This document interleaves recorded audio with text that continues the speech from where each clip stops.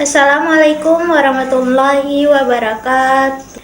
Halo semuanya, perkenalkan nama saya Nur Fadilah, mahasiswa dari kampus IAIN Loksmawe, Prodi Manajemen Pendidikan Islam. Nah, pada video kali ini saya akan membahas tentang pengembangan sumber daya manusia untuk meningkatkan produktivitas dan kinerja karyawan. Pengembangan sumber daya manusia untuk meningkatkan produktivitas dan kinerja karyawan adalah serangkaian proses dan strategi yang dirancang untuk meningkatkan kemampuan dan keterampilan karyawan agar mereka dapat bekerja lebih efektif, efisien, dan produktif.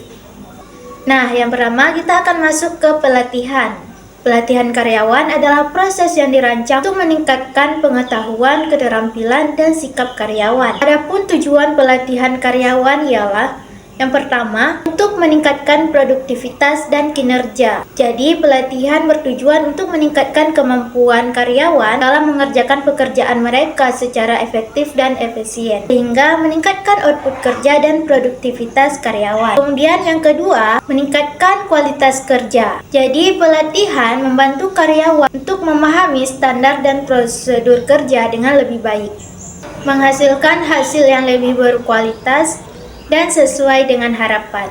Kemudian yang ketiga, meningkatkan motivasi dan moral.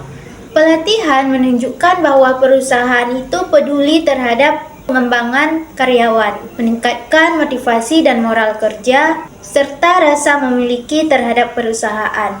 Kemudian yang selanjutnya adalah pengembangan.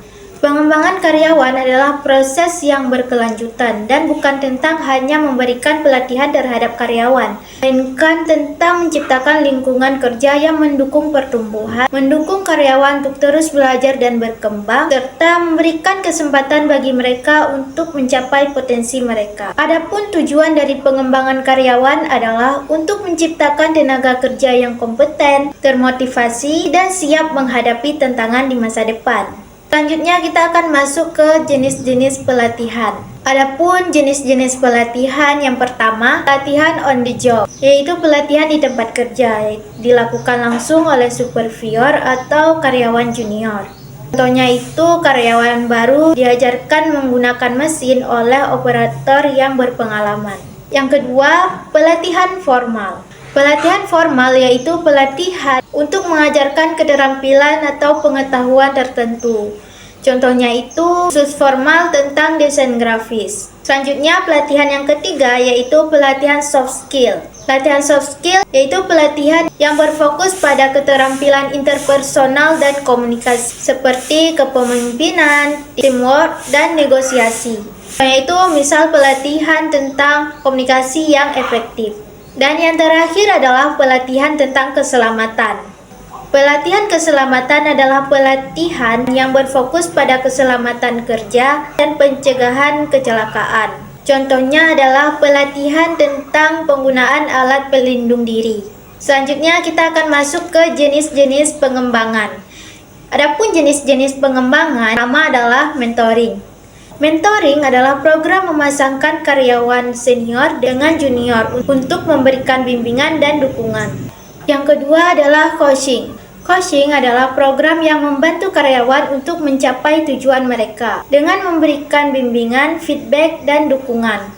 Ketiga yaitu program rotasi. Program rotasi adalah program untuk memindahkan karyawan ke berbagai peran dan departemen untuk memperluas pengetahuan dan pengalaman mereka. Dan yang terakhir adalah program sertifikasi profesional. Program sertifikasi profesional yaitu program yang membantu karyawan untuk memperoleh sertifikasi profesional, meningkatkan keterampilan dan kredibilitas mereka. Jadi, perbedaan pelatihan dan pengembangan karyawan adalah yang pertama, pelatihan karyawan tujuan utamanya ialah untuk meningkatkan pengetahuan dan keterampilan karyawan bersifat segera untuk memenuhi kebutuhan pekerjaan sekarang. Fokusnya itu pada tujuan pekerjaan yang spesifik yang dibutuhkan untuk pekerjaan tertentu. Contohnya itu karyawan baru yang belum memahami tentang cara penggunaan inventarisasi perusahaan. Jadi karyawan tersebut akan menerima pelatihan tentang cara menggunakan sistem tersebut.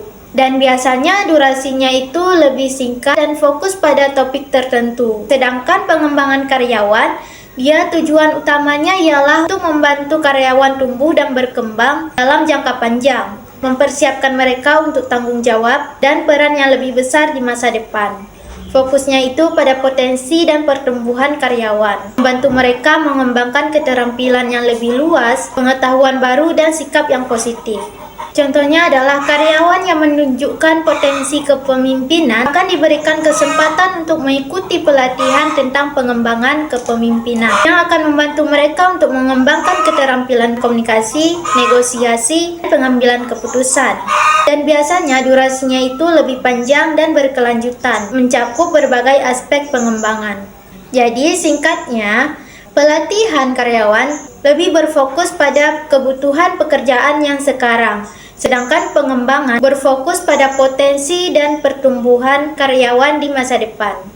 Jadi, penting untuk diingat bahwa pelatihan dan pengembangan saling melengkapi, dan keduanya penting untuk membangun karyawan yang kompeten dan termotivasi. Sekian video saya, semoga materinya bermanfaat. Saya ucapkan terima kasih sudah menonton video ini. Akhiri dengan wabillahi taufik wal hidayah. Wassalamualaikum warahmatullahi wabarakatuh.